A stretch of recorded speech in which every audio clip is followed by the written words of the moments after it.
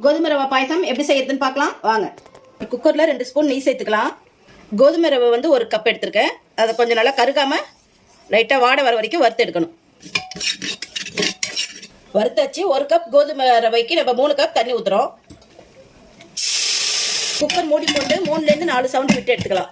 1 spoon நெய் ஊற்றிக்கலாம். முந்திரி திராட்சையை லைட்டாக ஃப்ரை பண்ணி எடுத்துக்கலாம். முந்திரியோடையே நம்ம திருவுன தேங்காவையும் போட்டு ஃப்ரை பண்ணிக்கலாம். துருவி ஃப்ரை பண்ணலாம், இல்லைன்னா சின்ன சின்னதாக கட் பண்ணி கூட போடலாம். பாத்திரத்தில் கொஞ்சமாக தண்ணி சேர்த்துக்கலாம். 1 கப் அளவு நமக்கு தேவையான அளவு ஸ்வீட் எவ்வளோ வேணுமோ அதுக்கு தகுந்த மாதிரி வெல்லம் சேர்த்து கரைச்சிக்கலாம். கோதுமை ரவை நல்லா வெந்துருச்சு. நம்ம கரைச்சி வச்ச பாக வடிகட்டி ஊற்றிக்கலாம். கொஞ்சமாக நம்ம ஸ்வீட் எடுக்கிறதுக்கு சால்ட் சேர்க்குறோம். ஏலக்காய் தூள், முந்திரி, தேங்காய் வறுத்து வச்சதை சேர்த்துடலாம். இப்போ அடுப்பை ஆஃப் பண்ணிடலாம். தேங்காய் பால் அரைச்சி பால் எடுத்து வச்சிருக்கேன். அதை கொஞ்சம் ஆறணுன்னு நம்ம சேர்த்துக்கலாம். கோதுமை ரவை பாயசம் நீங்களும் உங்கள் வீட்டில் ட்ரை பண்ணி பாருங்கள். ஹெல்த்தியாகவும் இருக்கும், டேஸ்டியாகவும் இருக்கும்.